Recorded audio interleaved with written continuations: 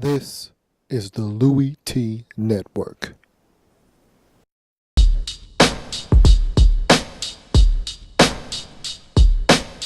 The Redskins Report.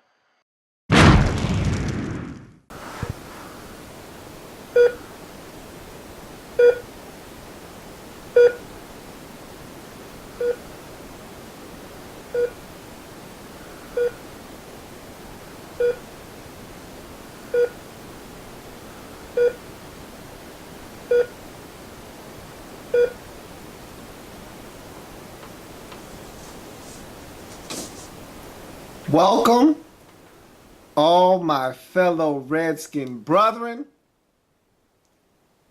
and sistren. I am your man and resident Redskins fan, Lou. Thank you for joining me. You can put one on the board, yes. We needed that one. We needed that one. Thank you for joining me here on the Redskins Report. I am your man, Lou. Whew. That was a heck of a ball game by our Washington Redskins. And we're not dead yet. We got a pulse. It was faint before the game. It's a little bit stronger now. But we're not out of the woods yet. But that was a huge victory. We had to have it. There's no ifs, no ands, no buts about it. We had to have it, and we got it. Big win by our boys. And so much to break down in this football game. I just want to get straight to it. And we'll talk about all of the things that we were able to do in this game. Some things we need to work on. Special teams. Still an Achilles heel. That reared its ugly head again, and I thought it would not. I said that in the preview that I didn't expect special teams to let us down in this game. They did. I saw some encouraging things on special teams, but at the end of the day, we still got some things to clean up on the special teams unit front. But let's get to the breakdown of the game. And man, I tell you what. We've got to be better. As a football team, we must be better. But saw some very encouraging things in this football game. And we're going to break it down quarter by quarter. 4-2 Bears coming to our house at FedEx Field, taking on the 1-4 Washington Redskins in week number 7. We start in the first quarter. We get the ball first. You know how I feel about us getting the ball first. I do not like it, but nothing I can do about it. Bears win the toss. They elected to defer to the second half, so we get the rock. 23 on read option for Robert, and right there, I'm already juiced up because we saw the mobility against Dallas a week ago, and that was what was encouraging to me. Not only did we dominate the football game on defense, and we dominated yardage-wise, but we saw Robert start to kind of get it revved up from a mobility standpoint, and I talked about that last week. And so I said, hey, guys, he's almost there. I saw it. I saw it. And to see 23 on one of the first plays of the game, let me know, okay, the Bears are in some trouble today, stopping Robert on the ground. And what I needed to see was us turn these big plays, because now we're getting chunks. Check this out, because that's something that we weren't doing in this season, getting chunks, because teams didn't have to respect read option, and so we weren't getting the chunks that we were getting last year. Keep in mind, last season, we were number 1 in the league in yards per play. We weren't doing that this year. 23 on Robert. So that's a big explosive play right there. Then 36 to Jay Reed. And we'll be talking about Jay Reed all game long. The man was phenomenal. And without a doubt, probably our best draft pick in the 2013 NFL draft. He is proving to have a profound impact on this roster. And You see that first possession, 23-36, 2 explosive plays. That's what you get when you get Robert carrying the football and that extra added dimension to this offense. But on that Jay Reed play, Jordan Reed catches the football. At the end, he's stripped. I don't think it was a fumble, but we weren't sure. We didn't want to give the Bears a chance to challenge it. So we rush up to the line trying to avoid that challenge. Alfred Morris doesn't secure the handoff cleanly. It's a fumble. We lose 17 yards. These are the type of things we need to avoid happening. And so a promising drive with a 23-yard run from Robert and a 36-yard gain that puts us inside the red zone, all of a sudden now is essentially done. It's destroyed because at this point it's 2nd and 27. And you get 15 more from Jay Reed, but it's not enough. You end up having to throw the football to Pierre Garçon on 3rd down. He drops it. And you know, every now and again from Pierre, you're going to get a drop. That's just part of his DNA. So you know that. No need to get upset. He dropped it on 3rd down. That 15-yard gain by Jay Reed put us back in field goal range. So we send Kai, your guy, my guy, our guy, Kai Forbath, out on the field for a field goal attempt. He pounds it home. 3-0. We're up. Disappointing first drive from the standpoint of, hey, we put up some big yardage, moved the ball down the field in impressive fashion, had to settle for 3. But if not for that fumble that took us back 17 yards, maybe this drive results in a touchdown. You're not sure because, again, that's what we did against Dallas. We went up and down the field, amassed well over 400 yards, and settled for field goals, end up losing that football game. So while the drive itself was encouraging, the end result was the same as it was a week ago. You don't want to see that. So now you want to see this defense because remember I said, and I talked about, was this defense actually getting better or was that a byproduct of us playing a team that we were familiar with in the Dallas Cowboys? We knew their tendencies. We knew what we could get away with, and schematically we were able to challenge them and play a good football game, or are we getting better as a defense? Great opening drive by the Skins D. We go 3 and out. And on 3rd down, I saw something that was so beautiful to my eyes. Oh, my goodness. I saw an overload blitz. That was number 1. We had this amoeba defense kind of thing going on. Barry Cofield was standing up. He was walking around. Then he lined up over the center. And right before the snap, everyone shifted to the left side of the defense, to the right side of the offense. And we came with a beautiful overload blitz. Barnett was on the field, and we got in, and Jay Cutler had to rush his throw, and we got off the field on 3rd down. It was gorgeous. Hadn't seen it from Jim Haslett. It was a brand new wrinkle. Loved every bit of it. So we get off the field on that first possession. Bears punt the football, and they pin us at the 1-yard line. We can't do anything to get out of there. Robert has a pass deflected. We try to run Darrell Young, DY, barely gets out of the end zone. And so this drive did nothing for us. And then Pierre had another drop on 3rd down. So we end up punting from our own 1-yard line. Wasn't a pretty drive. At this point, you just want the special teams to not get it blocked at this point. And so Sav comes out, just gets it off. But what it does is it gives the Bears great field position. They start the drive at the Redskins 47. And the only reason it started at the 47 is because they had a holding penalty that sent them back to the 47, or else they would have started this drive inside the 35-yard line, right around the Redskins 31-yard line, if I'm not mistaken. So we caught a break on that. Pressure by Rack forces an errant throw. D Hall almost gets an INT, and we force a field goal attempt. So defense stepping up, once again being put in a bad situation. They're able to get off the field with just a field goal being given up. And so it's 3-all. D'Angelo Hall is playing solid football. You can see he's playing with that same intensity he had against Des Bryant a week prior. He almost, to this point, has almost had 2 interceptions. So he's playing good football. This defense is getting after Jay Cutler. We're stopping Forte in the run game. It's a 3-3 ball game. It's feeling good about ourselves. We get the football back, and you want to see what this offense is going to do now. INT by look. Peanut Tillman, I've talked about this. This guy is a turnover magnet. It's what he does.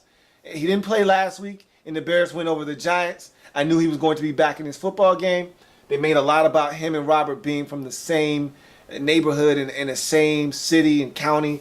And Robert never saw him on this play. It was a crosser. You had Hankerson coming over on a deep crosser, and he looked to be wide open. And if you're looking at it from the quarterback's vantage point, you're thinking, oh, I got Leonard. I got Hank wide open. He lets it go. And really, Tillman should not have even been there. He had another guy that he was checking on the play. He comes off of him. This guy's such a savvy defender.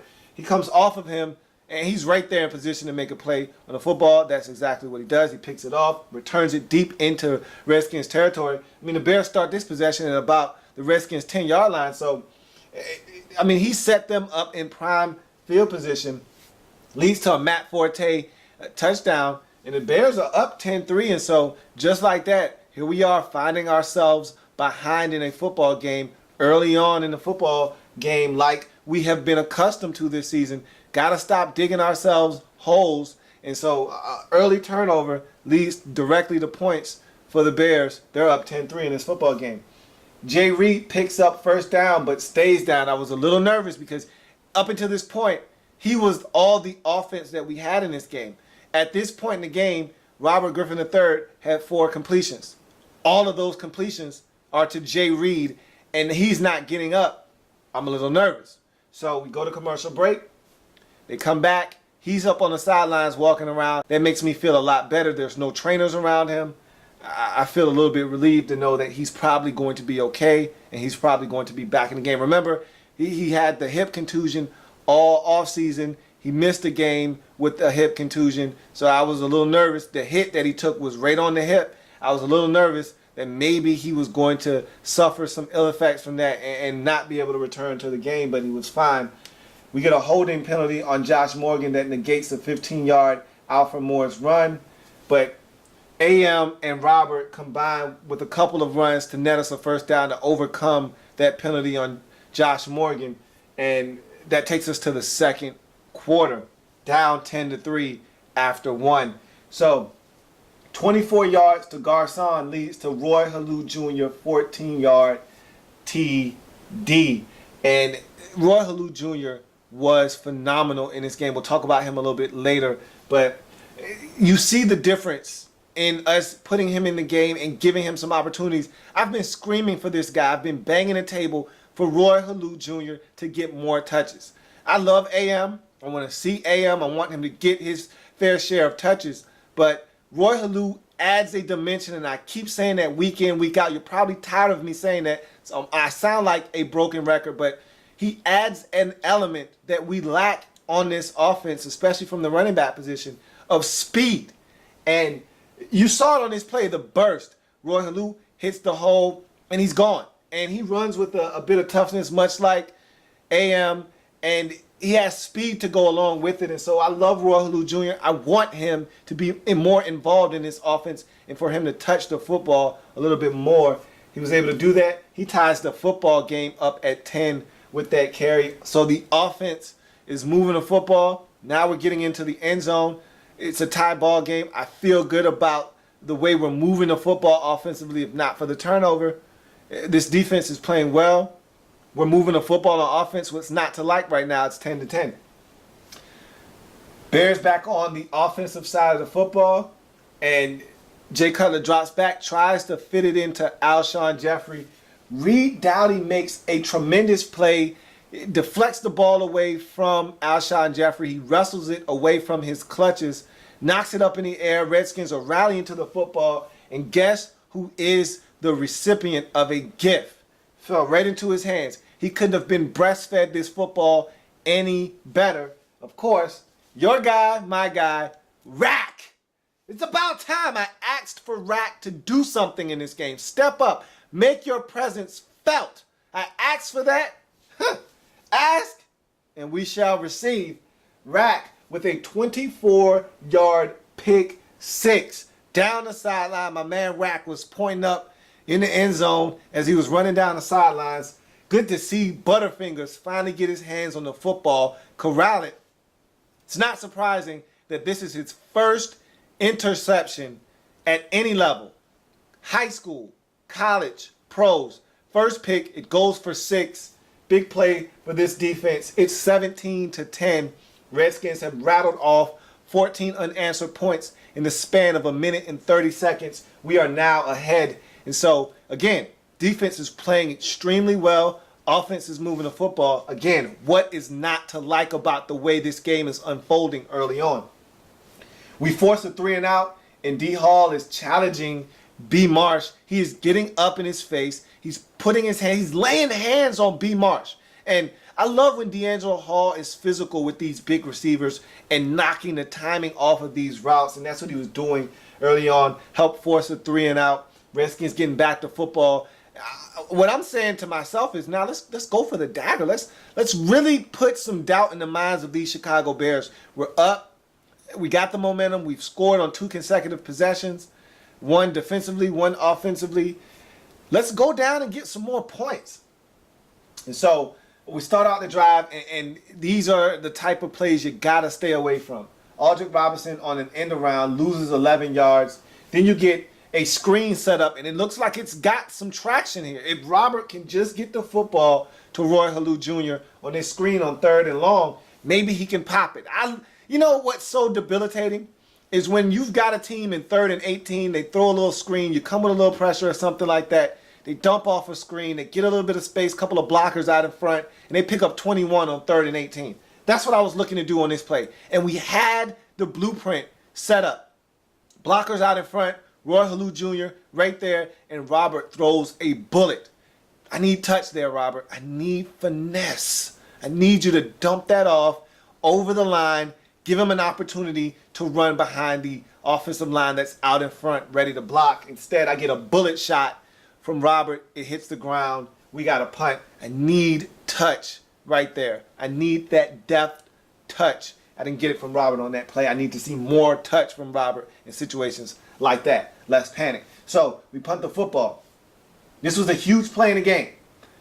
Chris Baker gets his first career sack in the National Football League, but Jay Cutler is injured on the play. Initially, I thought it was an ankle. I said it's groin or ankle because I saw the way he rolled over on the play. And when he rolled over, his groin contacted Chris Baker's knee on the rollover, and then I saw his ankle get rolled up, so I didn't know which one it was. The way he was walking gingerly, though, I thought it was the groin, and in fact was the groin. I didn't think he was coming back because of how gingerly he was walking. It's not like a ankle or something you can tape up. You get a groin injury, it affects you. I've had one before playing football. It's something that is very tough to come back from. So I didn't expect to see Cutler again. So again, here comes Josh McCown. He's a journeyman veteran in the National Football League. I know him all too well. Was not afraid of Josh McCown. But he did bring one element to the game that, and we'll talk about it a little bit later, that I was a little bit afraid of. And I'll talk about that a little bit later. But we forced the punt on that possession. Get the football back. AM for 5. Then 19. Bad play call on 3rd down, however. After we pick up a couple of first downs, we get in a 3rd and about 4 situation.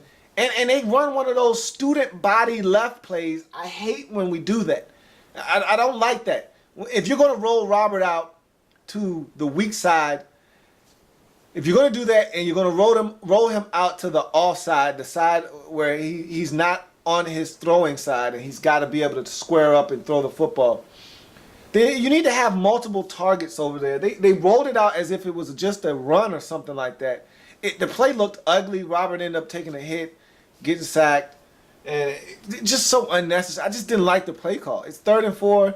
Spread them out. Do what you've been doing all game that has had success. You know, Jay Reed, Garcon. You can throw Moss out there. We've got so many options. I just don't like that one. Don't give me that on 3rd and 4. Give me the ability to throw the football with the option to run if need be. Don't just roll me out and put me in harm's way. I didn't like that play call. We end up having to punt the football. So having to punt, that sets up, and this is so frustrating because I talked about special teams last week and how I didn't think they would affect the game negatively like they did against the Cowboys. And we're up 17-10. We've got the momentum. Jay Cutler is out of the football game. And at this point, you feel like the only way we can be beat is if we beat ourselves. No Cutler. Bears are struggling offensively. Defensively, we're getting after it. We forced a turnover, scored off of it. We scored a first half offensive touchdown. Things are looking up and up for us. And then we punt the ball to Devin Hester. And Niles Paul has an opportunity. He doesn't make it. The tackle, he gets stiff-armed. And then it just seemed like blocking the back after blocking the back. And then they set up a wall, and I knew Devin Hester was gone. Once he got to the outside and we weren't able to corral him, there was nothing but space and opportunity and a convoy of Bears. 81 yards later, Devin Hester is in the end zone for his 19th career punt return for a touchdown. And what can you do? When your special team stinks and the other team knows it, they're going to find you. They're going to find your weakness and exploit it. That's something we're going to have to deal with for the rest of the season. Niles Paul talked about the special teams unit after the game. He was very passionate. He said, look, we came out, we played with a lot of intensity. We're playing better. We did give up the one touchdown, and he put some of the blame on himself for not making a tackle, as he should have. But at the end of the day, you give it up, you give it up. I don't really care to hear any excuses or talk about how hard guys were playing.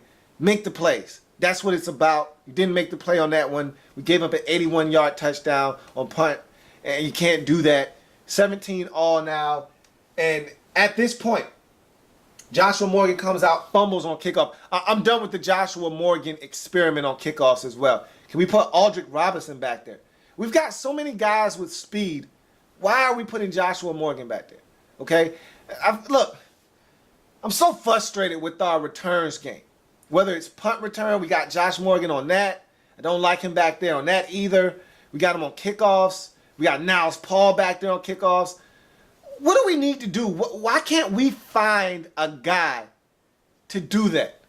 If Chris Thompson isn't going to do that, then he doesn't need to be on the roster. So we need to find a guy that can do that and do it well. This is becoming a theme now where we do things on special teams to hurt ourselves. Whether it's a 13-yard return that sets us up 1st and 10 from the 11, or it's a fumble like Josh Morgan had on this play, or special teams. We've got to find ways to be better on special teams. And Josh Morgan isn't the answer on kickoff returns. So at this point, after the Josh Morgan fumble, we recover it. We get lucky. At this point, the Bears have 47 total yards to their name. Yet, the score is tied at 17. You want to know how that happens? You give up an 81-yard punt return for a touchdown, and you give up a pick that sets the Bears up 1st and goal from the 9-yard line. That's how you give up 14 points without giving up 14 points. It's 17-17 in this football game, and the Bears only have 47 total yards and no starting quarterback. Unbelievable. So, we get the football back. It's right before the half. It's 17 all. We need to go down and get something before the half to reestablish our position in this game, to reestablish momentum, all the things that we need to right, because you don't want to go into the half tied after you've dominated a half of football. The way we dominated, we should have something to show for it. Even if it's only a 3-point lead, even if it's only a touchdown lead, we need to have something to show for our efforts in the first half. So, Jay Reed, 15-yard grab on 3rd down. He was huge on 3rd down. On money downs, Jay Reed was the guy in this football game. So big catch on 3rd down to extend the possession. Then Pierre Garçon for 18 on 3rd down. Then 27 to Hank down to the 5-yard line. We're moving the football. This is what I like to see. And again, 15-yard gain, 18-yard gain, 27 to Hank.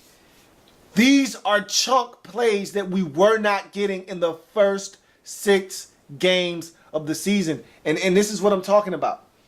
Up until this game, or excuse me, first 5 games of the season, we weren't getting these chunk plays because the threat of Robert taking the football and running with it was not there. When you add that extra dimension, when you add in something else that the defense has to account for, these are your end results here. Big plays, A lot of space out there, a lot of opportunity for guys to come down with the football and get yak once they come down with the football. So AM with the run down to the 3-yard line. Robert makes a bad decision and a bad throw on second down. I was a little disappointed with Robert on this one because they faked the read option. They sucked the defense up. Darrell sneaks out into the flats. That's his first read on that play. Robert didn't give it enough time to matriculate, and he was open. If Robert gets him the football immediately, he scores a touchdown. Instead, Robert holds on. He's indecisive. I hate when he's indecisive in the pocket. Normally, something bad happens. He almost got sacked on the play. At the last second, he sees a wide open lumberjack in the end zone. Logan Paulson waiting for the football. Robert, as he's getting contacted, tries to throw the football. It lands into the ground, incomplete, wide open opportunity. He missed 2 guys on the play because he was indecisive. You gotta make a decision. And look, if all else fails, run! I say it all the time. Tuck it and go much faster than slow. We got away with that one because on third down, Jay Reed, fade route, thing of beauty. Beautiful route, beautiful throw. Oh my stars. That was a gorgeous play. And I'm looking for a guy to be a big red zone target. Maybe Jay Reed is that man. We're up 24-17 going into the half. Way to take back the momentum right before halftime. And the Redskins in this game double their first half offensive touchdown output by scoring 2 first half touchdowns. And we only had 1 coming into this game. So, I mean, you saw the difference in the offense with a healthy Robert Griffin III, a confident, and that's the thing. Forget about the health because he's been healthy for probably about 2 weeks now. It's more about the confidence. And you heard it in the press conference last week. You heard it all week long when he was talking to the media. The confidence was back. The swagger was back with Robert Griffin III. You started to see it happening on the field. So now we go on to the third quarter. Of course, no Cutler for the second half. He's out with the groin injury. He's not going to be back. Bears get the football first. Rack, personal foul on third down. Horrendous call. And I'll talk about that here in a second. Great play by Rack to force third down. He knifes down, crashes down into the backfield on a 2nd and short, setting up 3rd and about 4. It was 2nd and 2. He comes in, 2-yard loss, 3rd and 4. Bears elect to pass. We get the stop, force a field goal attempt. Robbie Gould, who was perfect on the season coming into this game on field goal attempts. And he's just as money as you can get in the league. I mean, Robbie Gould is one of the most consistent kickers in the National Football League. Yet, he's no good from 42 yards.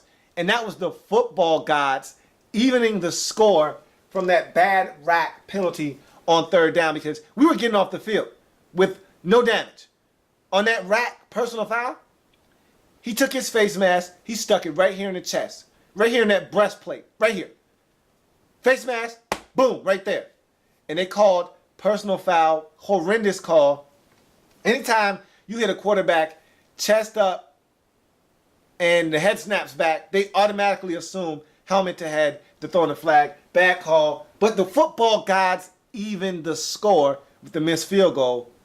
We get the football back. So now I want to take advantage of that missed field goal. I want us to go down, extend this lead, kind of separate ourselves from the Chicago Bears. There's no Cutler. We need to go ahead and put some pressure on Josh McCown to have to beat us. And so, bad throw on third down. I need Hank to catch this football up. I'm counting this as a drop. Gotta have it on third down, Hank. I know Robert did not put that in the most precise position for you to catch it. It was a little bit behind you. It was low. You got to go down and make a play. And that's what they were talking about in the telecast. If things aren't perfect, guys aren't making plays, we got to start making those type of plays. Hank has to go down, dig that one up, make the play, move the sticks. Instead, he drops the football. We got to punt. These are the things that stop you from scoring points and extending drives and putting pressure on the opposing defense. Got to catch that football. So, on the next possession, Bears get the football back. Bad backside contained by Brian Kerrigan. A few cutbacks, a block in the back by B. Marsh, and Forte is off to the races. 50-yard TD. And it was a beautiful play. I mean, Kerrigan, he overcommits. He does not keep backside contained. He's got to stay flat on the play. Instead, he comes and he crashes down, which gives Forte a clean cutback lane. He cuts back again. And there's not a better cutback. A guy sticking his foot in the ground and cutting it back in the league than Matt Forte. When he sticks his foot in the ground, maybe Arian Foster is a guy that is comparable in sticking his foot in the ground and making a sharp cut on a dime. But no one does it better than Matt Forte. He gets a couple of blocks. And B. Marsh, his block in the back on D'Angelo Hall really set this thing up. And I don't know how the officials missed that call. But again, not going to cry over spilled milk. Great play by Forte and the Bears. 50-yard TD run. It's 24-all. We are in a dogfight now. And again, I'm frustrated because we got Josh McCown in the game and we're not making him beat us. We're allowing Forte to rip off a 50-yard TD run to get them back in the football game. Make Josh McCown beat us. That's something that by the end of the game, you're probably going to be singing a different tune about. But AM starts off the drive with a 14-yard gain. Then a great play by Robert to stare down the gun barrel to Jay Reed for a first down. And that was a beautiful play because there was pressure. Robert knew he was going to take a shot. He had Jay Reed open on third down out in the flats. He gets it to him, and it was a strong throw. It was all arm. He didn't get to step into it because he was about to take a shot. And if you remember correctly, Robert is slow to get up after this play. He stays down for a second, then he pops up and runs to the huddle. So he took a shot on that one, but he stared down the gun barrel, and that's what you got to do in the National Football League. You got to be able to stare down the gun barrel, take a shot, deliver the football. He gets it to Jay Reed out in the flats, who turns up the field and gets about 15 yards on the play. So great play by Robert to get it to a playmaker and allow him to do what he has been doing in this game, which is make a play. So we get the first down. That sets up 31 yards to Aldrick Robinson on a beautiful play out on the right side of the field on an out-breaking route. Robinson catches the football, and then I said, speed, turn it up. And he turned it up the sideline, was caught from behind. Charles Peanut Tillman came with that bolo punch. He tried to punch the football out. Luckily enough for us, Aldrick Robinson had kind of turned himself away because if he'd have got a clean shot at it, there's no doubt in my mind Peanut would have got that football out. So a little nervous there. He got it. Got down to about the 20-yard line. And then Roy Halou Jr. for 8, then 9, and finally 3 yards and a touchdown. Roy Halou Jr. was magnificent in this game. And we fed him the football in the red zone again. That change of pace, that burst, that speed, that ability to use toughness and speed was something big in this game for us. Redskins now up 31-24. So every time the Bears come with a little bit of a punch, we come with a counter punch. And so here we go, going tit for tat with the Bears. It's great to see us scoring points, but at some point in this game, we got to get a defensive stop now in the second half. And the special team, we can't allow the special teams to be the difference maker in this game. Let's get a stop, score, and run away from the Bears. They don't have Jay Cutler. That's what I kept saying. So now we kick off the football, and Jose Gums dropping bombs on special teams on the ensuing kickoff. Love it. And this is the intensity that Niles Paul was talking about. Jose Gums dropping bombs on special teams, and he laid the wood on Devin Hester on this particular kickoff, and we started to mix it up. We started pooch kicking it. We started squibbing it. They started moving Devin Hester around because they wanted to get the football in his hands. On this particular kick, Ellis Weems ended up with the football. He got laid out by Jose Gums, and so they were trying to find ways to get the ball away from Devin Hester, and the Bears were trying to combat that by moving him around to areas where we had been kicking the football. So it was a little bit of a chess game by both special teams units. We were just trying to survive on special teams. I mean, we were giving up field position. I'll talk about that a little bit later. So, personal foul on Merriweather. This after McCown has a little scamper and Marshall has a completion. So the Bears are driving at the end of the third quarter, which takes us into the fourth quarter. Look, Merriweather with his first of 2 personal foul penalties. We'll get to the second one a little bit later, but I just want to caution you. When we signed Brandon Merriweather, I told you, this is what you get when you get Brandon Merriweather. You're getting a walking personal foul penalty. You're getting a guy that's undisciplined when it comes to being able to lower his shoulder and hit offensive players. He's a guy that is reckless. He's a headhunter. He's coming in. He's looking to inflict pain, but at the same time, he's doing it in a reckless and undisciplined way. You're going to get penalties. He's a guy that can and will give up 15-yard penalties. And at some point, you're questioning whether he's going to cost you a ball game or not. I never got mad because when we signed Brandon Merriweather, I knew what we were signing up for. Don't get mad. Don't get mad because this is what we signed up for. When you sign Brandon Merriweather, this is what you get.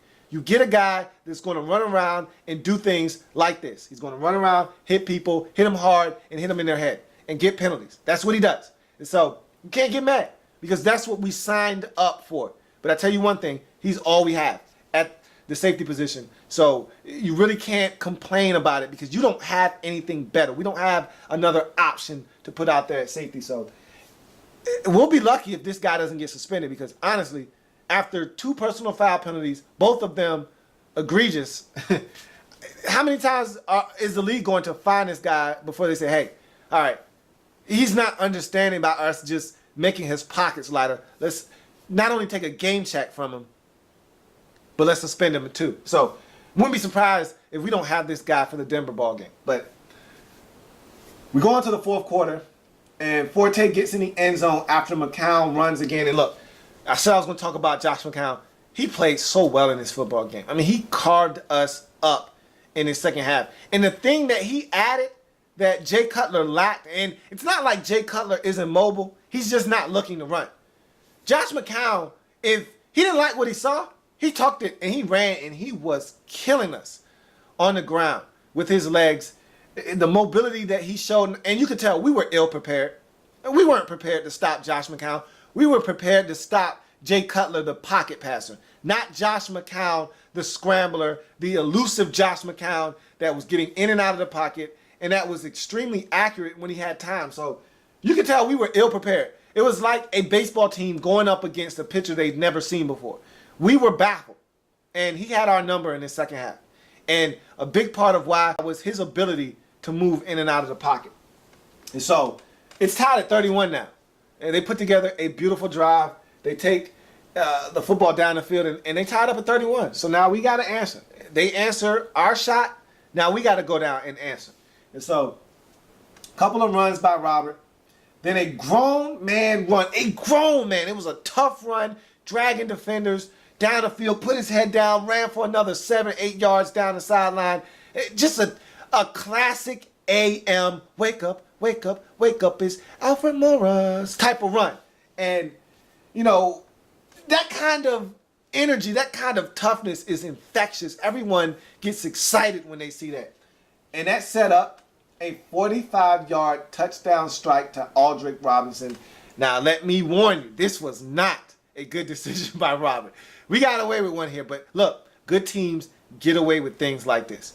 And sometimes you got to give your players an opportunity to make plays. Look, Robert had Josh Morgan open on a crosser. I don't think he was as wide open as, you know, Daryl Johnston made it sound like on the telecast. You watch it from the all-22 view. And he was open, but there was a Bears linebacker sagging into that zone. I don't know how big that play would have been. But to throw in a double coverage wasn't the smart thing to do, I'll tell you that much. But luckily enough for us, Aldrick ran his route, and him and Conti got tangled up. So Conti, the safety, got essentially pushed out of the play. So now it's just Aldrick Robinson and the guy that had picked us off earlier in the game, Charles Peanut Tillman. He misplays the football, mistimes his jump, and we caught a break. It falls right into the waiting arms of Aldrick Robinson in the end zone. He catches it. This time he doesn't drop it in the end zone. And it's a 45-yard TD strike. We're up 38-31. So here we go. Another counterpunch. Bears hit us with another shot. But not only do we take that shot, we parade it and come back with a nice, strong cross of our own. And so we're back up 31-38. This is an exciting ball game. we haven't seen this Redskins team since 2012. So this was refreshing to see us be able to put up points. I talked about that last week and how this team was different from last year, because last year at least we were scoring points and that made us dangerous. Now we're scoring points. We're a dangerous football team. So Bears get good field position because, again, we're kicking the football away from Devin Hester. We're doing all we can. We're squibbing it. We're pooch kicking it. So they get good field position. And McCown connects with Alshon Jeffrey twice, and now they're in scoring range. But a beautiful cornerback blitz by Amerson, and it was well-timed because they had time on this play. Amerson gets in there just in the nick of time as McCown is loading up the throw, forces an errant throw into the ground. They got to settle for a field goal attempt. Robbie Gould comes in, pounds it home. It's now 38-34. So now I'm a little uneasy because now it's a 4-point lead for us, and a touchdown beats you. So if nothing else, I would love to get a touchdown, make it a 2-score game, and really put this thing out of reach. But if not, at least get the field goal back. Put yourself back up by a touchdown so that if the Bears decide to score a touchdown late in this ball game, it's tied. That's how I think. At least make it so that you can't lose with a score. So let's go back down. They came with somewhat of a counterpunch. They missed. They got a field goal. Now let's go down and get something back. So surprise onside kick by the Bears. And they got us. They got us. But Jose Gums, I got to have this one, buddy. You got to recover this. He had a golden opportunity to recover this football when it gave us some prime field position. That onside kick would have backfired on the Bears. However, Gums lets the ball squirt out. Bears recover the football. And in a game where they realized they can't stop us, that was their only antidote, was to sneak attack us. And they almost had us. We got a break. They recovered it. They called offsides on the Bears. And I'm going to tell you what, I don't know if he was offsides or not. We might have called a break. Mike Pereira, the head of officiating, or the ex-head of officiating that is working for Fox, said that, any little thing on onside kicks, they're very, very cautious with that. They're quick to pull the flag. And so maybe it was a good call. It was a good call for us. So I'm not complaining, but to kind of relieve all of that and not put it in the officials' hands, how about you recover that, Jose Gums? All right? So a little disappointed in Gums on that one, but we caught a break. It's our football. They got to kick it off again. We get the ball. And now we go 3 and out, though. Bears force a punt. Tanner Man with the drop. And he had 2 drops in this game.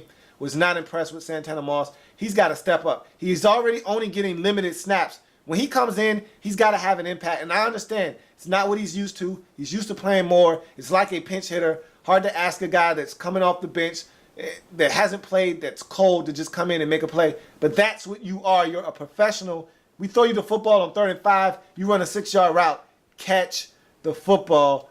Tanner Man drops the football here. This was a big drop. Hit him right in the stomach. Drops the football. We got a punt. So 29 for Marshall on 2nd and 15. Then 35 for Alshon Jeffrey. Bears wipe away a touchdown with a legal formation. Then Merriweather gets a personal foul, his 2nd of the game. This one, there's no argument here. Marshall had already not caught the football. It was already knocked away by D'Angelo Hall. He comes in late with a forearm shiver, a double forearm shiver to the skull. Yeah, Brandon Marshall might have put on a little bit of act, but again, anytime you go up to a guy's head, who am I to say that you didn't get your bell rung? It was unnecessary. It didn't have to happen.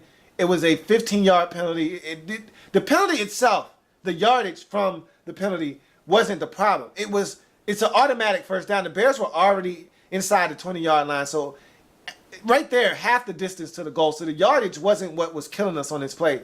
It was the fact that knockaway from D'Angelo Hall was going to set up 2nd or 3rd down, and we were trying to force them to have to kick another field goal. By him doing that, you give them a fresh set of downs. On the very next play, they find Martellus Bennett in the end zone wide open. They faked it to Forte, who was killing us in the red zone on rushing plays. He had already had 3 touchdowns.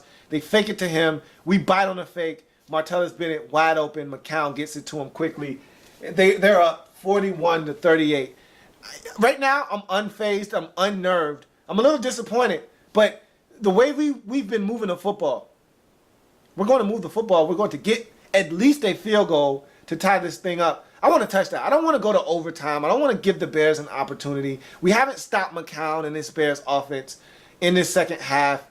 I don't want to give them an opportunity to do anything. Let's go get this touchdown and win this football game. I don't want to go to overtime. I don't want to extend this ball game. Let's win. We've played well enough to win. We've got some things we got to clean up, but let's clean them up with a W. So, get the football back. Jay Reed for 26, then 6 yards for Roy Halou Jr., then the escapability by Robert. And this was a big play in the game. Robert is being flushed out of the pocket, and I'm going to tell you the difference between this play and the play that he had earlier in the year against Detroit. This is the same exact play. Same exact play. Robert is flushed out of the pocket. The difference between Robert on this play and the one against Detroit, A, he's healthier.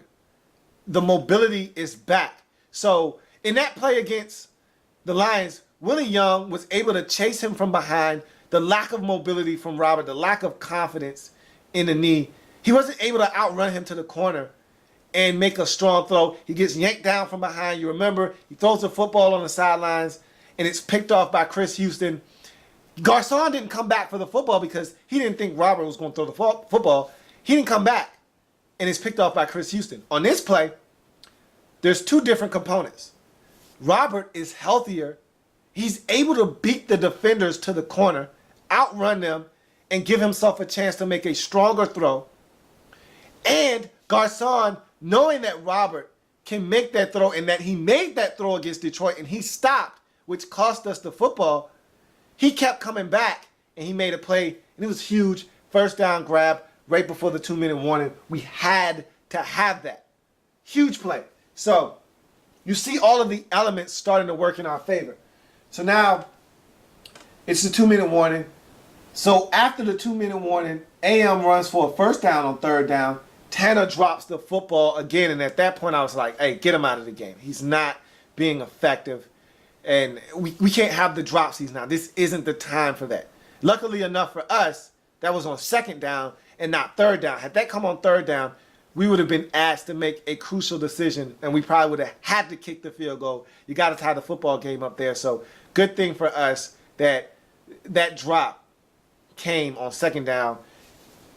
And luckily for us, Jay Reed was on the field and dominant, because on third down, Jay Reed comes up with a huge catch for 11 yards. On the very next play, Roy Halou Jr., his third and final touchdown of the game, this time from 4 yards out, gives us a 45-41 lead. How big was Jay Reed in this game?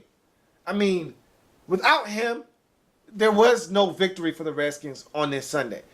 9 targets, 9 catches, 134 yards, and a score. This guy is dynamic.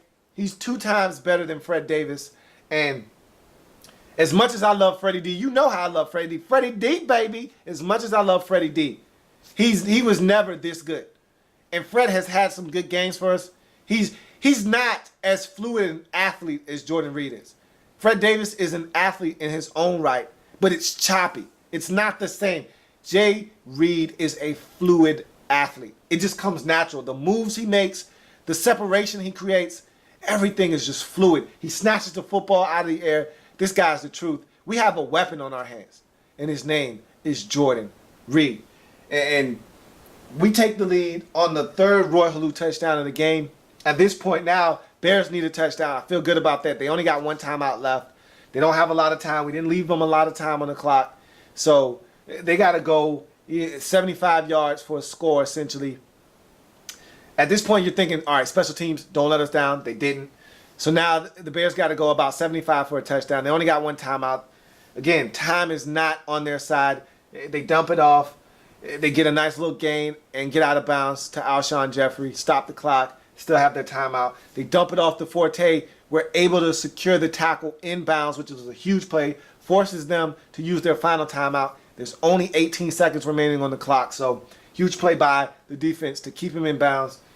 And then I said, okay, defense, here's your chance. You haven't done anything all second half.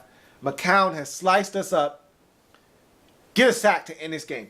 They've got some big targets. They've got Brandon Marshall. And I don't remember if he came back from that hit from Merriweather or not. But they've got big targets. Marshall is 6'3". Alshon Jeffrey is 6'4". Or, excuse me, other way around. Marshall is 6'4". Jeffrey is 6'3". Bennett is 6'5". Let's not get into a jump ball situation. Let's not do that. How about we end the game with a sack? That's what the good teams do. They go and they get the sack, and they don't have any more timeouts. The game's over. How about we end this one with the game-clinching sack? And that's what we did. We got pressure. It was a collaborative effort. Cofield got in on the play. Kerrigan cleaned it up. It was beautiful. We end the football game with the sack. Redskins get it done. A well-needed victory at home. A game-clinching sack. A game and season-saving sack as the Redskins win the football game 45-41 to go to 2-4 in the season. We had to have it. Had to have this football game. So we got it. Big win. I've been here long enough. I don't want to keep you here that much longer, but huge game by Robert Griffin III. He was tremendous. He's back. For anybody that doubted him, anybody that thought that he wouldn't return to form this season or that he was coming but you didn't know when, he's back. Huge game from Alfred Morris. Huge game from Roy Halou Jr. Huge game from Jordan Reed. Defense stepped up in the first half, had some chinks in the armor in the second, but D'Angelo Hall, huge football game once again. Big effort on the part of the special teams. They let us down, but all in all, Kai Forbath made his only field goal attempt of the game. They only gave up one play. Look, I know I'm saying only gave up one. It could have been worse. They didn't. So you make the adjustments. You go back to the drawing board. We got to win. And now we got the Denver Broncos staring us in the face. They weren't able to get it done. So the blueprint has been set on how to beat the Denver Broncos. I'll talk about what we'll need to do to beat them later on in the week. But let's just enjoy this one for the moment. We got the win. And so we're 2-4, back in the win column. I want to say some things, but I'm going to stay reserved right now because I don't want to get ahead of myself. So I'm a Redskins fan, etched in burgundy and gold. My Redskins spirit will never die. My Redskins spirit will never fold. Until we meet again, hail to the Redskins. We got us another one, fellas. That's 2 on the season. Now we need to build some momentum. Have a good one. I'll see you later on in the week to break down Mike Shanahan's return to Denver as we'll be taking on Peyton Manning and that prolific Denver Broncos offense. See you later on in the week. The Redskins Report.